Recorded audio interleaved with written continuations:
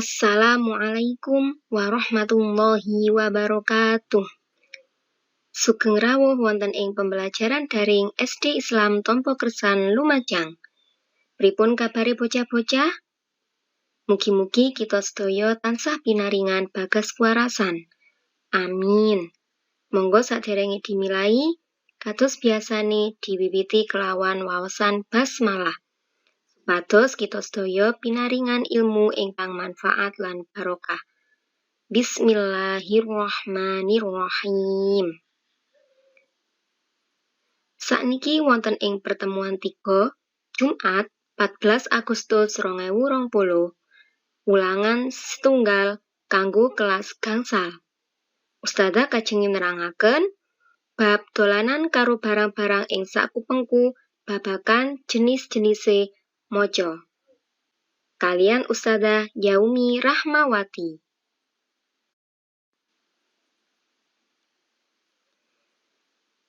Ingkang bakal kita sinaoni dina iki yaiku maca lan nyeritakake teks narasi. Lah, jenis-jenise maca niku napa mawon? Nggih, jenis-jenise maca ana 7. Sing pertama yaiku maca sakjroning batin. Apa sing diarani maca sakjroning batin? Maca sakjroning batin yaiku kegiatan maca kanthi nggunakake pengiling-iling visual utawa visual memory kanthi ngaktifake mripat lan pengiling-iling utawa ingatan. Jadi, membaca di dalam hati utawa maca sakjroning batin adalah kegiatan membaca dengan menggunakan ingatan atau visual memory dengan cara mengaktifkan mata dan ingatan kita. Jadi ketika membaca di dalam hati, kita tidak menggunakan suara, cukup menggunakan ingatan. Sing nomor kali yaiku maca kanthi swara bening utawa nyaring. Yaiku kegiatan maca kanthi swara banter lan cetha supaya wong liya weruh apa kang diwaca. Jadi, membaca dengan nyaring atau suara bening yaiku membaca dengan cara menggunakan suara yang keras dan jelas dengan tujuan agar orang lain yang mendengarkan faham apa yang kita baca saat itu. Nah, ana babagan ingkang kudu digatekake nalikane maca kanthi swara bening, yaiku intonasi, lafal, jeda, lan ekspresi kang cunduk utawa matuk. Jadi, ada hal-hal yang harus diperhatikan ketika kita membaca dengan suara nyaring, yaitu intonasi, lafal, jeda, dan ekspresi harus sesuai dengan apa yang dibaca. Lajeng sing nomor 3 yaiku maca ekstensif.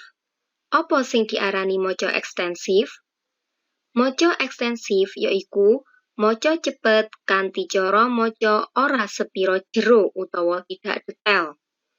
Jadi, membaca ekstensif adalah membaca dengan cepat tetapi tidak terlalu detail. Kepiye carane maca ekstensif iku? Carane yaiku sing pertama, maca tuntas utawa menyeluruh. Jadi kita harus membaca teks dengan tuntas atau membacanya menyeluruh.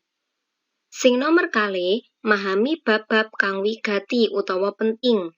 Jadi yang kedua, kita harus paham tentang bab-bab yang penting. Sing nomor 3, goleki babagan kang padha utawa persamaan lan prabeda utawa perbedaan ing sakjroning teks. Yang ketiga adalah mencari hal-hal yang berkaitan dengan persamaan ataupun perbedaan yang ada di dalam teks tersebut. Sing terakhir yaiku njupuk dudutan utawa kesimpulan. Nah, langkah yang terakhir dalam membaca ekstensif adalah mengambil kesimpulan. Sing kalebu maca ekstensif yaiku maca survei lan maca sakeplasan utawa maca sekilas. Maca survei biasane kanggo mangerteni gambaran umum isi buku kang arep diwaca. Jadi, membaca survei biasanya untuk mengerti secara umum isi buku yang akan kita baca, tetapi tidak harus membacanya menyeluruh. Carane kepiye? Carane yaiku cukup maca irah-irahan, jeneng pengarang, bab lan subbab, serta daftar pustaka. Jadi caranya untuk membaca survei adalah cukup dengan membaca judul bukunya. Tulodo, maca judul buku Wasis Basa kanggo kelas 5. Iku ana ing halaman ngarep utawa cover buku.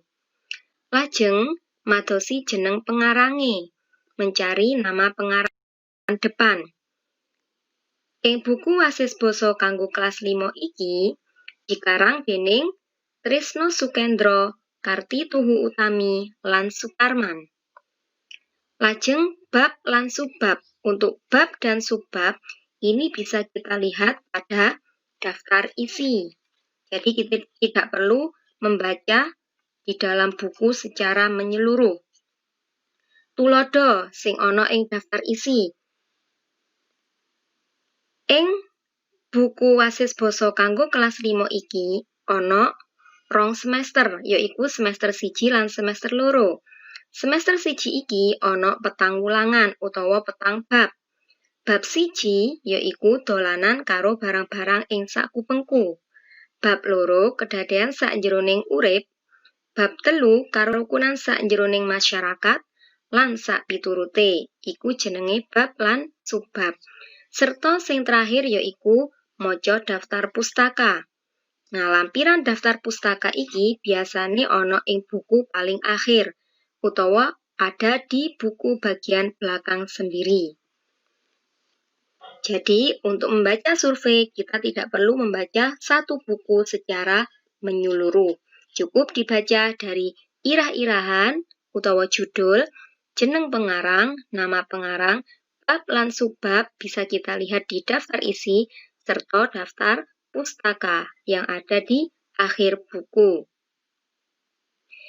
Sing nomor kalih, ingkang kalebu maca ekstensif yaiku maca sakeplasan utawa membaca sekilas. Biasanya disebut dengan membaca skimming.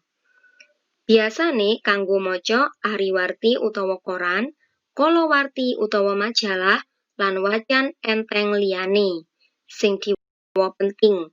Jadi membaca sekilas atau membaca skimming ini biasanya untuk membaca koran, majalah, serta bacaan yang mudah lainnya yang tidak terlalu berat nggih. Nah, biasanya yang dibaca ini hanya hal-hal yang penting saja. Salajenge sing nomor sekawan yaiku maca intensif. Apa sing diarani maca intensif? Kewaliane saka maca ekstensif, maca intensif yaiku lumrahe nggoleki informasi luwih rinci utawa diwaca secara detail. Kanggo bahan diskusi utawa panaliten, maca intensif sinebut uga maca kanthi teliti utawa cermat. Jadi membaca intensif ini adalah membaca informasi lebih rinci atau membacanya lebih detail. Biasanya digunakan untuk bahan diskusi atau penelitian. Nah, membaca intensif ini disebut juga dengan membaca teliti atau membaca cermat. Kepiye carane maca intensif? Sing pertama, maca kanthi titi, membaca dengan teliti. Sing nomor kalih, mitungake kemampuan diri kelawan kemampuane kanca diskusi. Memperhitungkan kemampuan diri sendiri dengan kemampuan teman yang akan diajak berdiskusi. Sing nomor 3, mitungake referensi utawa teks acuan kang diduweni peserta diskusi. Jadi yang terakhir adalah kita memperhitungkan referensi yang dimiliki oleh para peserta diskusi. Sing nomor sekawan yaiku maca teknik. Apa iku maca teknik? Maca teknik ditekanake marang pangucapan utawa pelafalan, utawa intonasi, wirama, lan tekanan serta kelancaran anggone maca. Jadi membaca teknik ini lebih ditekankan kepada cara membaca yang baik dan benar.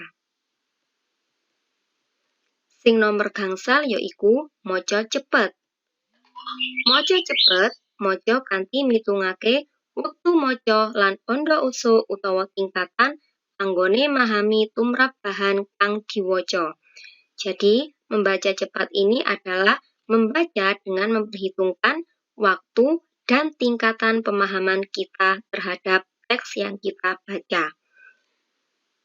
Semakin sedikit waktu yang kita butuhkan untuk membaca sebuah teks, tetapi kita bisa memahami teks tersebut secara menyeluruh, berarti tingkat membaca kita termasuk baik.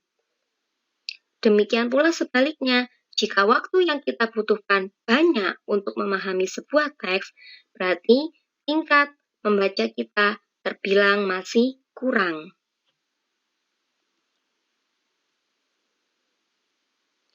Carane maca cepet yaiku sing pertama kudu konsentrasi nalikane maca. Sing nomor loro, ngilangake pakulinan maca mawa swara utawa ngobahake lambe. Jadi kita harus menghilangkan kebiasaan membaca dengan suara. Dadose ora oleh maca nganggo swara nggih. Sing nomor 3, ngambakake jangkauan mripat. Jadi kita bisa melihat secara menyeluruh. Sing terakhir yaiku ora mbolan baleni anggene maca. Jadi ketika kita ingin membaca dengan cepat, tidak perlu diulang-ulang ketika membaca. Sing terakhir yaiku maca indah. Nggih sampun. Sakniki Gladen 6 wonten ing buku Wasis Basa halaman 17. Maca teks narasi kelawan teknik maca kanthi swara bening utawa swara nyaring.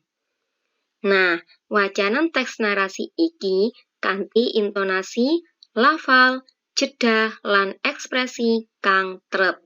Jadi tugas kalian adalah membaca teks narasi yang ada di buku Wasis Basa halaman 17 dengan teknik membaca suara bening atau membaca suara nyaring.